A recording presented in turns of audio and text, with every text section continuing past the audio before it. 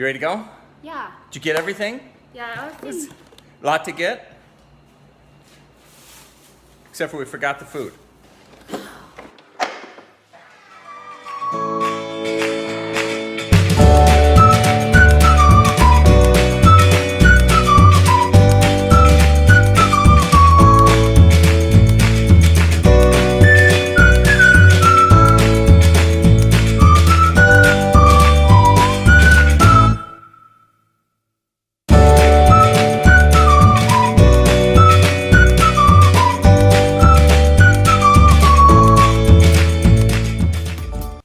Tesla road trip number 4. All right, I just got home from work. I have not eaten, I have not packed. I had planned on doing a video on what I was gonna pack for this trip. I've packed nothing at all. And so I'm just gonna throw stuff in the car, throw the family in the car, drive 6 hours tonight, and stay in Grand Junction, Colorado.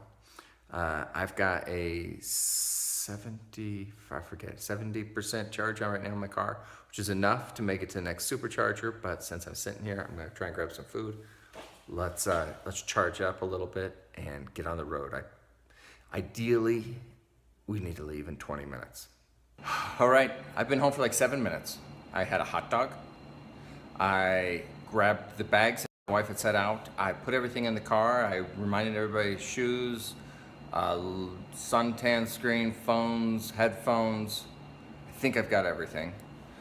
So now, I think we're ready to go. Oh, I forgot. So if you hold this back button down for 3 seconds, turns to blue, turns off, yank it out, and then take your adapter with you. We're ready to go.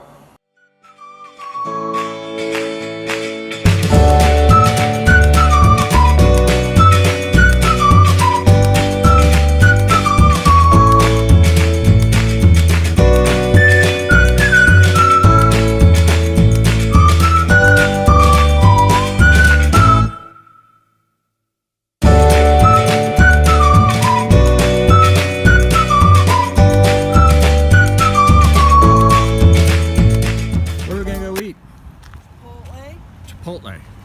Hey, there's a Chipotle. Does that taste good? Not a very good commercial for Chipotle. Oh shit!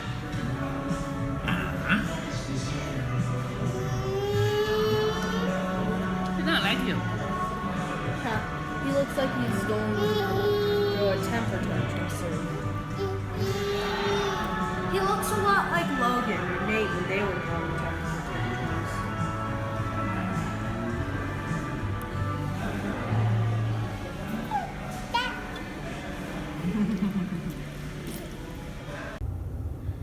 I don't know what was up. I was in the restaurant with my family, and I looked down to see if the car was about done charging, and I wasn't getting above 30 kilowatts. So I came back out, switched to a different supercharger. Now I'm getting 100 kilowatts, 308 miles per hour.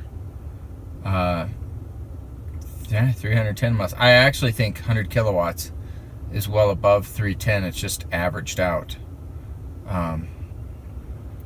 But now you can see I wasted time. That's my first time with that kind of issue where my supercharging was just really running slow. You know, everybody always says park farther away from somebody else so you're not sharing the same charger. But I've never had a problem with it. Well, this time I was all by myself and I was way low. And so I've moved over to the other charger and now I'm fast. I wonder if they have some maintenance to do on that charger. Well, I'll go back be with my family and then we'll be back on the road.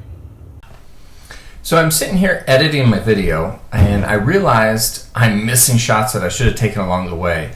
And I figured maybe it might be just easiest if I tell you what exactly happened. So after we went and left Chipotle, we drove on to Grand Junction. Now, I have never, prior to this trip, I had never skipped a supercharger before. My car should be able to do it. And normally I stop at Glenwood Springs to charge for just a little bit. the Glenwood Springs charger is a little bit off the highway and kind of a pain in the neck to get to. So I just continued watching, and I'll try and post like right here what an estimator for your energy should be. And as you get closer, it gets more and more accurate as to how much energy you will have. And so I just kept watching it to see if I really could skip Glenwood Springs. And in the end, I could. The trip itself was kind of uneventful in that me and my wife sat and talked, and eventually she fell asleep, and it was me alone driving with a car full of 3 sleeping people on my way to Grand Junction. So we found a cheap hotel in Grand Junction to stay the night, got in late, so we could get a early start the next morning. I think that means my wife's ready to go. Teddy, you ready to go? Sammy, you ready to go? All right, we had one night last night. We found a really cheap hotel using Expedia. I think it advertised as $27 when tax was $38. Got a cheap breakfast, got everybody in the car, kids watching TV. We've got 26% on the battery, so we're going to go to the Grand Junction Supercharger, charge up, and be on our way. Here I am outside of the, this isn't my car by the way, I'm here in Grand Junction. Here's a guy with an older Tesla. Looks like it's got a California sticker on it. He is packed to the gills. And his car fan is going crazy cooling off his car. I don't know, my car is much more silent. I don't know if it's not charging as fast as his. Let's see if I can see in the window here. No way, can't see anything in there. Any rate, I checked, I was doing 100 kilowatts. And let's see if I can see in his window. He is charging at 94 kilowatts. So I don't know, I'm guessing these older Teslas must have a more, I don't know, more noisy fan. But here we are in Grand Junction.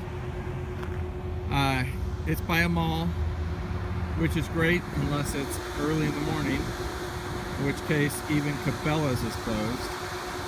So, you know, these superchargers are great, you know, as long as there's stuff around them. I'll tell you in the future, as more and more people have electric cars, this real estate will be valuable. Can you imagine, you know, not that many people love McDonald's, yet if McDonald's all had superchargers, you'd eat at McDonald's. And so I really think Tesla ought to own the land underneath these superchargers and lease it out to fast food chains. That'd be a great way to make extra income. Originally, Tesla told us to skip Green River, Utah. However, I think my kid's gonna be going crazy.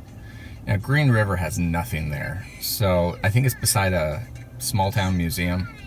So we're gonna go to Green River, get out of the car, go for a walk, maybe go into the museum and stretch our legs. So we're not gonna skip the next one like Tesla suggested. We're going to just move ahead and stop there.